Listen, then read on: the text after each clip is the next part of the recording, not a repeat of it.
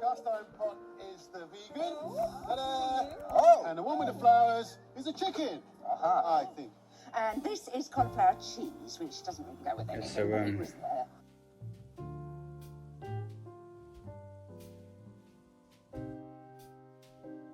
Oh, it's Mel. Yeah, fucking welcome. I got a lift off a Zingo. Wouldn't be the usual gathering without you, would it? Anyone catch EastEnders on Christmas? It was the big story about the six. I mean, I was quite surprised that, you know, all six men were murdered.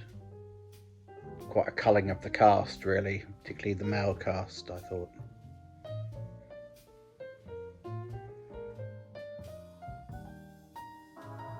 The vegan one is in the flowers. Oh, what am I eating? Don't worry, No, fine. It's lovely to be here. What's that mean? I don't miss all that TARDISing. Don't miss all those adventures in time and space at all. It's really overrated saving the universe and being in a constant state of challenge and excitement. Went to the Sue Ryder Centre the other day and made inquiries, and they need someone behind the till there, so I might do that. You know, just to fill up my time.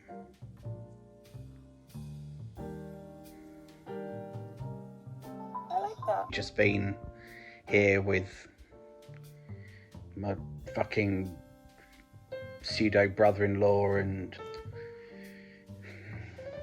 Mad Auntie Mel. Mad Auntie Mel. Mad Auntie Mel. I like that. Fucking crazy Auntie Mel. I don't know. Yeah, it's lovely.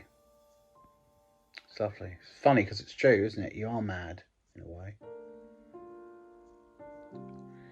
Sadly, not to the standard required for sectioning, but anyway. You don't have to stay forever. Oh, really? That's fucking... So the problem with that is, I've only have about 30% of my bodily energy left, thanks to the other guy. So I'm now a sort of walking equivalent of a kid with cystic fibrosis. I can't just go back into the fray. I can't go back out there because I'd be dead in 5 minutes. That's what the bi-generation's done to me. It's made me weak. Do you know I have allergies now? Allergies I never had before. I'm gluten intolerant now. I never was. Got all sorts of problems. Everything from hair loss to polycystic ovaries. Do you miss it? Out there? No, not at all. I mean, I wouldn't go back. Why would I go back out there?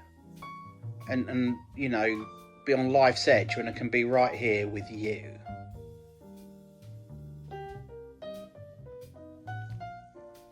No fun being a Time Lord when you've got 30% of your being left.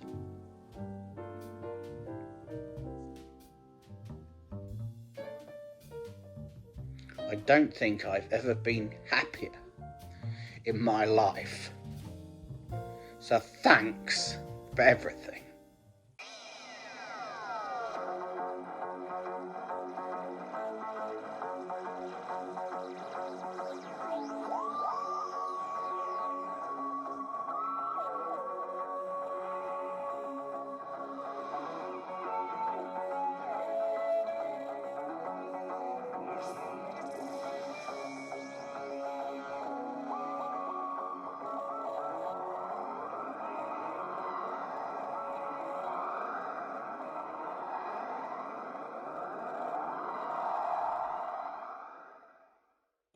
to end in the garden eating crumble is, of course... Merry Christmas, Russell. Ed here. I hope you enjoyed that little skit at the beginning there. I know what you're thinking. It didn't look quite finished, did it? You know, like the bits with me were just me sitting on a sofa somewhere. You're right. Originally, I had planned to shoot myself against some green screen and then drop in an image of a garden or something, so it would have, it would be more congruous with the pre-existing footage. But then I thought, yeah, I don't really have any green screen, and I'm not going to go down to the local snooker club and rip up their tables. So what I'll do is my sofa's green and I've got a very light background, and I'll just film it, and I'll drop in an image later, and it will work. It didn't work. I was completely translucent, and for some reason, the package I used to edit the review drained all the color out of the image, and it was a disaster, a technical disaster. So I left it. But later, when I reflected on it, I thought it's all right, because the people who watch these reviews are viewers of the old Doctor Who, and they're used to filling in the gaps of their imagination.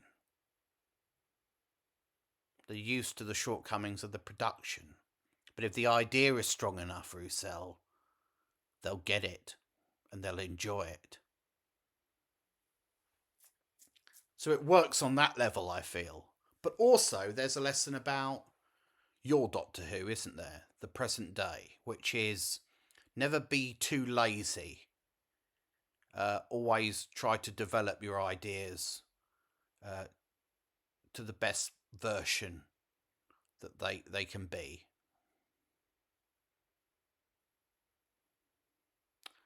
Something for us both to think about there, I think. So the church on Ruby Road. The introduction to Ncuti Gatwa's Doctor, Millie Gibson's Ruby Sunday.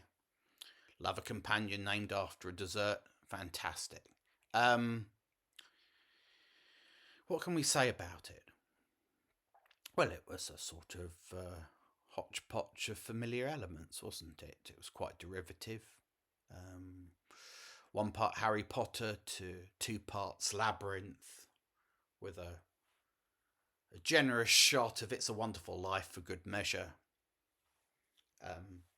You didn't quite manage to create a sort of sweet fairy tale beginning for the Doctor the same way Stephen did with the 11th Hour, perhaps because yours was conspicuously more derivative than his. He took the essence of stuff that he liked, whereas you just sort of replicated your elements. I mean, Stephen would later, of course, lift entire plots and stories from the stuff on his DVD rack. But it's a little early in your run to be doing the same thing, I think. Did you really bring much of yourself to all of this derivative stuff? I mean, apart from the sort of the groundbreaking idea of the young hedonistic gay doctor with the jukebox with all your favourite tunes in it.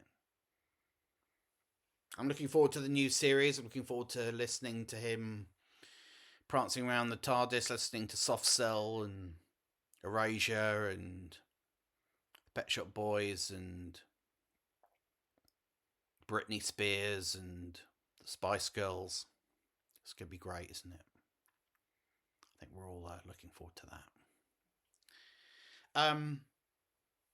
So the church on Ruby Road was sort of a hodgepodge, a confection of stories that we associate with the fantasy genre, and therefore with this time of year, with Christmas, etc. And that's fine. Young children who haven't seen it all before will love it, I'm sure. I'm sure they were boogieing to the old Goblin song. But I'm a jaded adult, Russell, and I have seen it all before, and I want something new, damn it. You know, what stories have you got to tell us which we haven't seen before? Is this why you came back? I mean, it sort of reminded me of, you know, the alleged conversation between Chris Chibnall and the BBC, where, you know, they came out with this press release that said, oh, Chris has got all these amazing new ideas for Doctor Who. It's going to be revolutionary. But it turned out he didn't have any new ideas. He had lots of old ideas. Like making it more didactic, you know, more about teaching kids history and stuff like that. And restoring the sort of familial element to the TARDIS that was there in the first Doctor's era. It turned out actually that Chris's only big idea was to make the Doctor a woman. That wasn't really his idea. I mean, the show had been building up to that for such a long time. It felt kind of inevitable. So he didn't have any new ideas. And at the moment, I'm sorry to tell you, it doesn't look like you've got any either. I hope I'm wrong. But if your major innovation, if the twist is that the Doctor, the Ease and Whiz Doctor, is going to be seen clubbing and, you know, dancing around the TARDIS to the songs on his jukebox. Why the fuck does a Gallifreyan... Sorry, we know he's not from Gallifrey anymore, but why does he have a jukebox? Why does the Doctor have the same cultural reference points as you and me? Well, you. I don't obviously have those cultural reference points. I'm above popular culture. But if I wasn't, I might like the stuff that the new Doctor likes. I mean, what the fuck? He's from an enlightened civilization. He's 3,000 years old. What? He shouldn't know what a jukebox is. Well, it should be just this little sort of historic curiosity. He certainly wouldn't have one. Oh, I know. You're thinking, oh, girl, the typical fanboy thing. But you see, there is a difference, Roussel, between the hermetically sealed universe of the Doctor and the world outside, the world the viewer knows. And if too much of that world intrudes on the universe of the Doctor, then it ceases to become the Doctor's universe and it becomes ours, our boring, middle-of-the-road universe with our boring, middle-brow preoccupations. And that is not a formula for longevity, and it dates episodes very fast. Think about it, all right? I know it's impossible for you to resist this stuff, but think about it. You'll see I'm right in the end. And if you won't, the critics will. So, the church on Ruby Road. I found an element of it troubling. No, it wasn't, you know, Ruby is the walking personification of the timeless child. I hated that parallel between her and the Doctor being, you know, lonely, adopted children who didn't have anyone in the universe and who didn't know who their true origins were. We'll come back to that in a moment, but you know, God Almighty, please spare us the parallel between the Doctor and his companion. The Doctor and his companion shouldn't have anything in common except curiosity.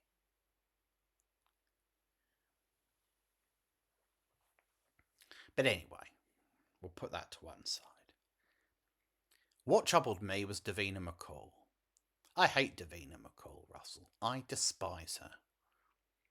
This one-time skag bag, smackhead, who used to patronise ordinary members of the public on Big Brother, when she herself was a mess at their age. I didn't want to see her on Christmas Day on my telly box. How dare you? Davina McCall. And if you're going to have her on the show, continuing the temptation to feature light entertainment personalities on our Doctor Who, then for God's sake, at least have the decency to kill her. I mean, I was sure that, she was going to be impaled through the head by that Christmas star. I could have forgiven you for quite a bit. You'd have had a free pass to do all sorts of shit if you killed her off. The amount of cultural capital you would have built by doing that. Not to say, the critical capital would have been immense. You could have had 2 disastrous, boring series of Doctor Who, which destroyed all the lore and made the show a pale imitation of its best self, and we still would have forgiven you because we'd have that lovely image of Davina McCall crushed by a Christmas tree with the star sticking into her head. But no, she survived.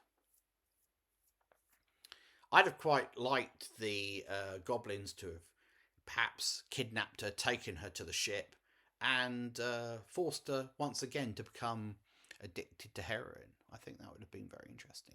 If you're going to steal from other movies, steal from the best. Steal from French Connection 2.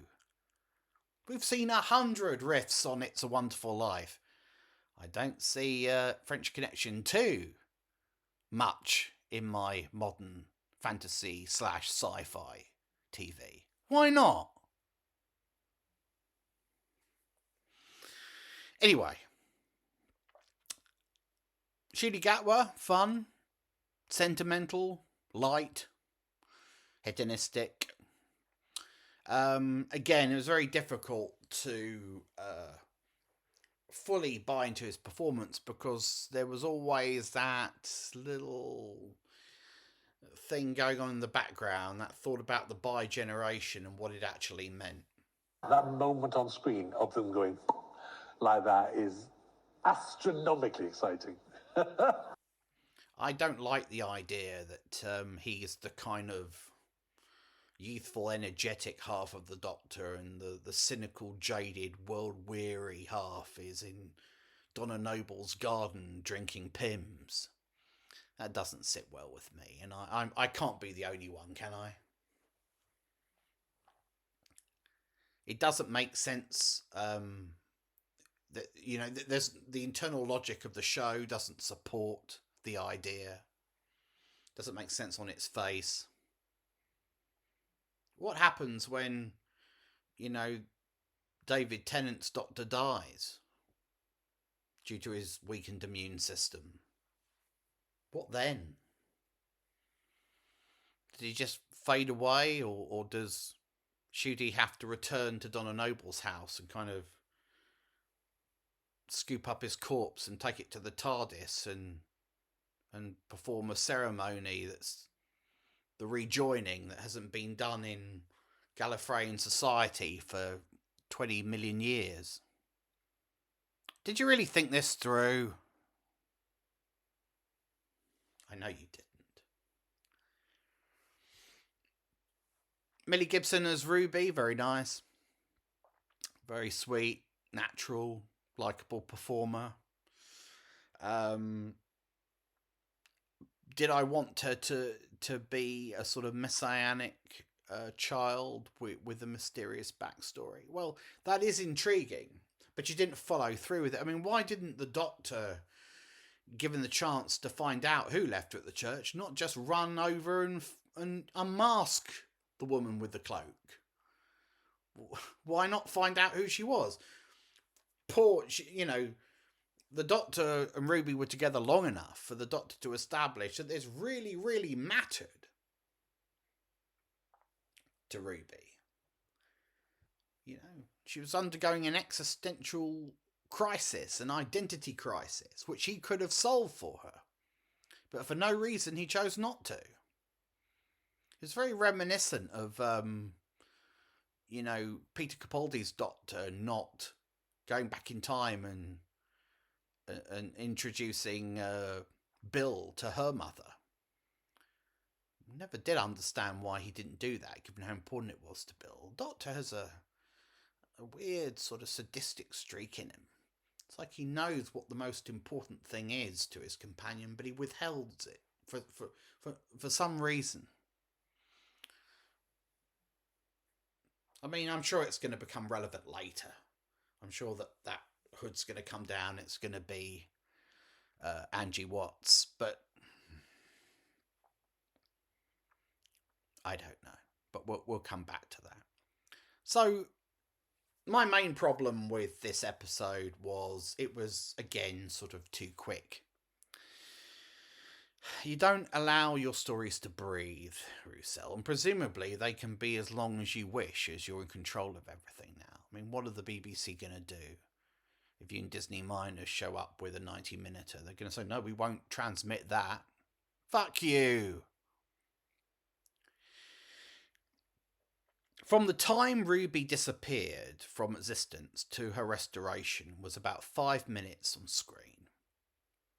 And you used the shortest of shorthand to establish what life would be like without her. You know, one scene with a poor, dejected mother, foster mother, and the nan who doesn't get out of bed because life isn't worth living, and so on, and all those kids that were never fostered because the exuberant, fun-loving, joyful Ruby wasn't there to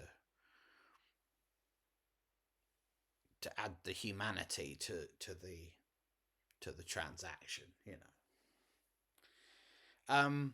Fine, but other science fiction franchises that have sort of riffed on It's a Wonderful Life have spent a little bit more time developing the consequences of a shift in the timeline in order to build the stakes so that the restoration of the timeline means something. I'm thinking of Back to the Future 2, for example, where it really mattered because we'd seen the alternate 1985. We understood, you know, in this version, someone was dead. The mother was with Biff.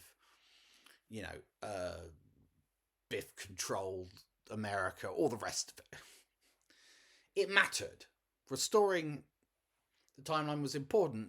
And we spent a good 30 minutes in the alternate history just to underline the point. We could have done the same thing. I see I've been talking for, I don't know, a bit about 20 minutes now. This is the point where, according to YouTube analytics, you, the people with no attention span, starting to think about switching off. So I don't want you to do that, obviously. I want you to keep watching. So we're going to have a commercial break. Use the commercial break in order to have a slash, make a phone call, check your social media, all of the stuff that you've been aching to do while I've been speaking. We'll reconvene in a few minutes, okay? We'll go from there. All right? Off you pop. I had great difficulty in choosing the winning jam of the year. Oh, yes, indeed. What do you mean, great difficulty? Haven't you tried Hartley's new jam? They get all the lovely fruit, and then they go and they've captured all that lovely natural jam taste, just like homemade. Hartley's, they know what they're doing. Hartley's new jam. See if you can tell it from homemade. Like many men today, he's a Flora man. He's asking for Flora margarine, with the taste men like. That light, delicate taste that comes from Flora's pure sunflower oil. More and more men are getting a taste for Flora.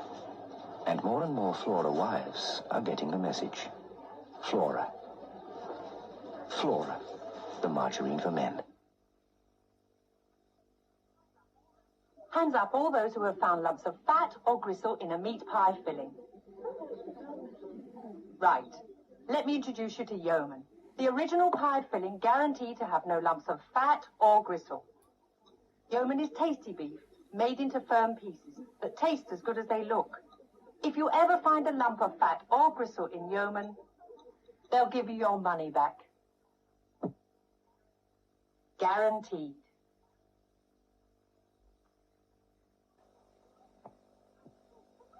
Yeah, the way these cream cakes flaunt themselves, it's enough to lead a girl astray. Given half a chance. Fresh cream cakes. Naughty. But nice. We regret that there'll be no copies of TV Times on sale this week following recent industrial action. However, the situation is returning to normal, and TV Times will be available as usual from next week. No, I can't get one. Industrial action. I know, it's like the 1970s, isn't it? My God. Well, yeah, well, I don't. 14 years of Conservative government, austerity, underpaying everybody so that they're all compelled to strike, undermining all of our institutions and all of our public services, breaking the country. No, I don't think so. I don't think that the sort of people that watch my Doctor Who videos care to hear this stuff. They don't tune in for politics. I don't care to know what their politics are. Look, you should read some of the comments I get from them. These are not the sort of people that we want to get into a political debate with. Now, they'd switch off almost instantly. Do you have any idea how hard it is just to keep hold of them as it is? Oh, all right. Yeah, well, okay. You make that one then, and I'll watch it. Yeah, whatever. Oh, I've got to go. They've come back. All right. Bye. Hi, Russell. So, welcome back, everyone. So, yeah, as I was saying, from Ruby disappearing to being restored 5 minutes. I mean, what if I'd taken a piss during that scene, or my Uncle Cornelius had rung from New Zealand or something? It would have been a disaster. I'm not going to go back and watch this show on the iPlayer. You haven't written anything yet that I want to rewatch.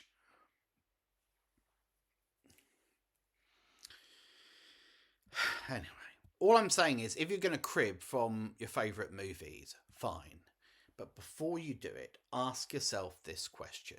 What is it about that particular thing that makes it work? Why does that story I love work? If you don't know the answer, don't rip it off.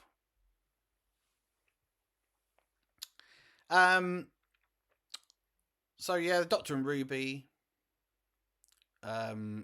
they share an origin. I hate that. They're tied together. They're both adopted children. Any lore developed by Chris Chibnall is highly perishable, Russell. I just hope you've got better ideas in the fridge.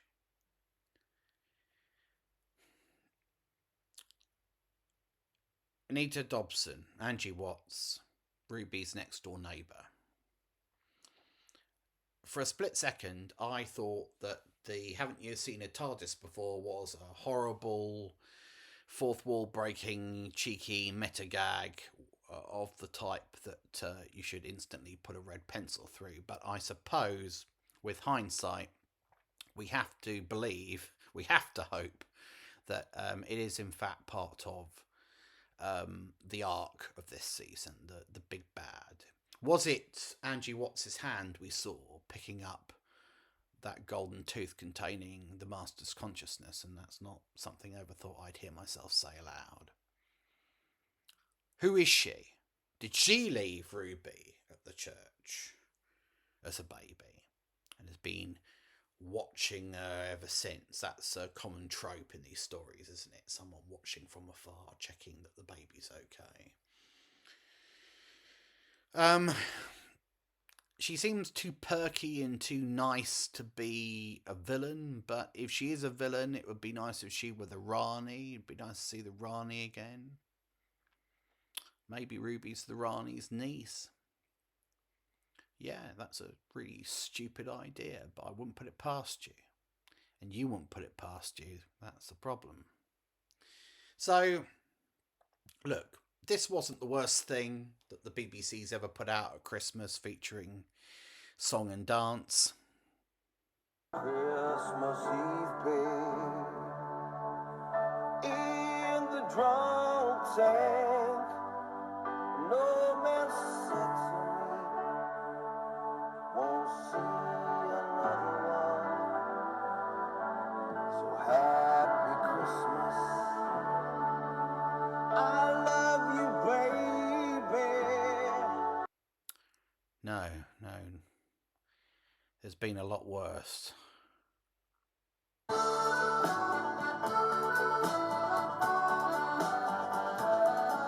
got cars big as bars, they've got rivers of gold, but the wind blows right through you, it's no place for the old. When you first took my hand on a cold Christmas Eve, you promised me Broadway was waiting for me. You were handsome, You were pretty, queen of New York City. when the band finished playing, they yelled out for more. Sinatra was swinging, all the rocks they were singing. We kissed on the corner and danced through the night. And the boys of the NYPD choir were singing Galway Bay, and the bells were ringing out for Christmas Day. But it was close, Russell. Too close. Hey, not too close. We're in HD, okay? I continued to despise Murray Gold. He is an irritant.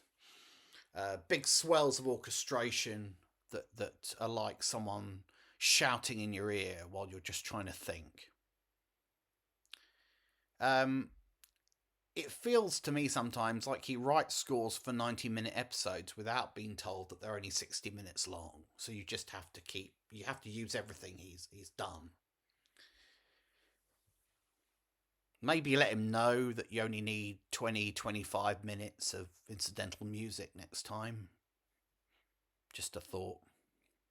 So, that's it for now, Russell. We'll reconvene soon enough. You've got more to do.